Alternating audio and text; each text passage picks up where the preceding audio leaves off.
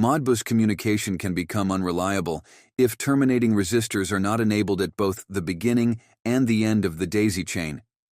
To verify the status of these resistors, we use an ohmmeter. First, connect the ohmmeter between the gate's Modbus A and B wires. Without the terminating resistor enabled at the gate, the resistance reads approximately 73 kiloohms, which is significantly high.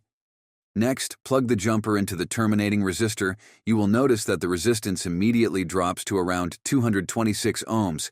This clear difference makes it easy to determine whether the terminating resistor is active. You can perform the same test on the Greenbox NXT. Take the wire and connect it to the A and B Modbus terminals. The terminating resistor is controlled by this small switch here.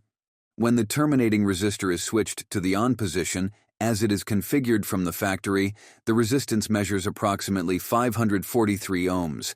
If you switch the terminating resistor to the off position, the resistance will jump to a high 20,075 ohms. Remember, at both the beginning and the end of the daisy chain, the terminating resistors must be switched to on. Without these resistors enabled, Modbus communication will not function reliably, leading to potential system errors and interruptions. By following these steps, you ensure stable and dependable communication within your Ecogate system.